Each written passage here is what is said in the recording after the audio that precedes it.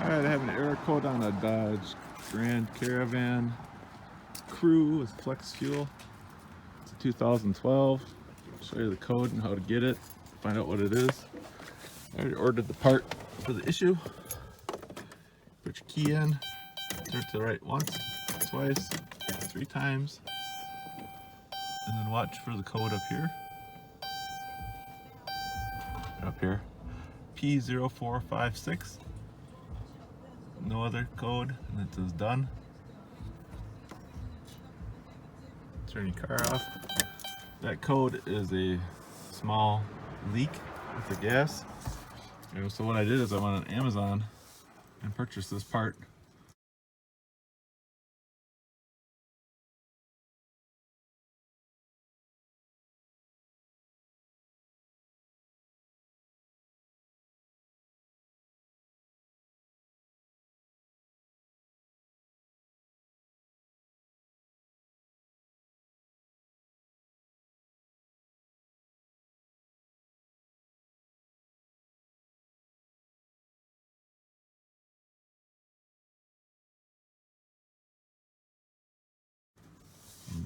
Dorman, I guess.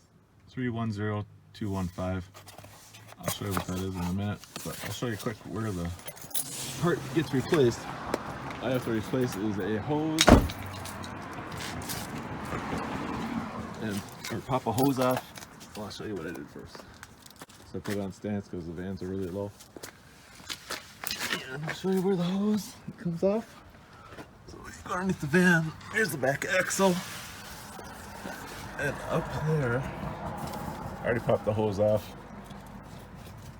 And there's also an electric thing here. There's a tab. I use my screwdriver to lower that down.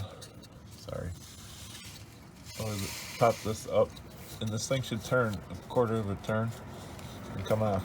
So it's just a hose, electrical, quarter turn, and then swap it back out. And, probably have to disconnect the battery, a negative, to reset the code. Otherwise, just drive it for a while, it should go away. I'll show you after I replace it. Here's what the part looks like.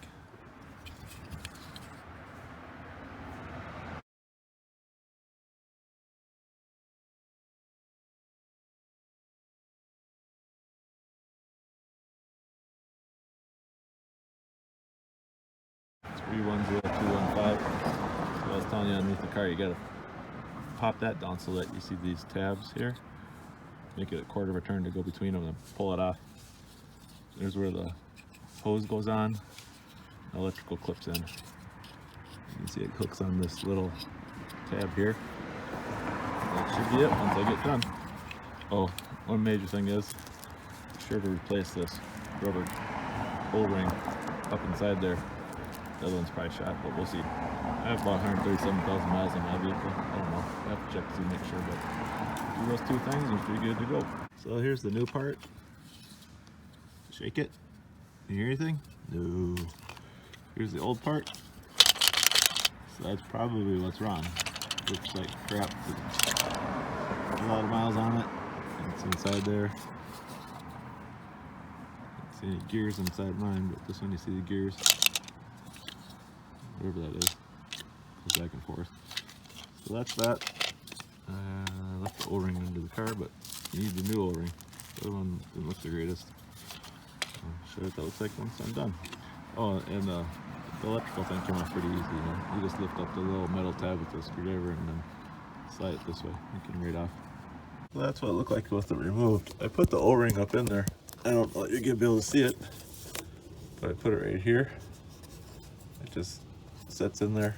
See if I can get a couple different angles. But that's that. And then the hose is this hose. So I'll put those together next. Alright, so I got it installed, so just watch the O-ring light fall down a little bit. And make sure this is lined up here. Hose on the bottom. The orientation of this does matter because it has to be vertical. If it's the opposite way, upside down, it will not work properly. So the hose just slips on. This clips right back in, no problem. I'll go turn it on the car and see what happens. Alright, so let's see what happens on the inside here. So, just to give you a little point of reference. Whoops. Here's the old O-ring. The new one I have is a little bit rounder. This one seems to be ridged. And here's this bad boy again, the old garbage one. And I'm gonna fire it up. Do the code. Well, I'm gonna turn it on first.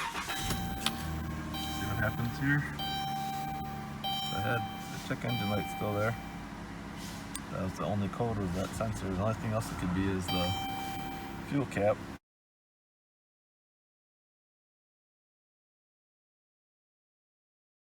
Otherwise there's another, I don't know what you call it, underneath the hood, another part.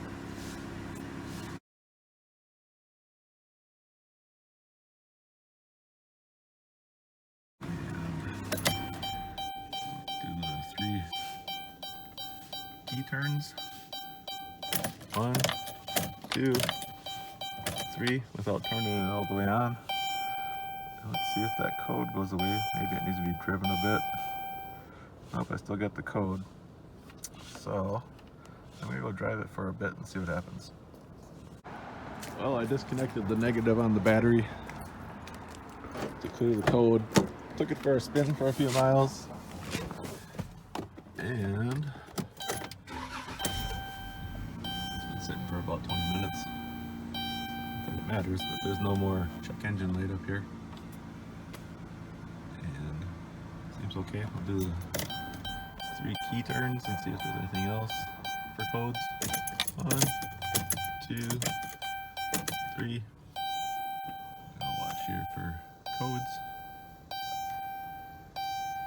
None. It's 137,000 miles. Yeah, that one controller, whatever you call it, was low flow filter sensor, whatever you call it. Oh, check engine light. Oh. There we go. This one should not check engine light. That's it. Good luck with your project.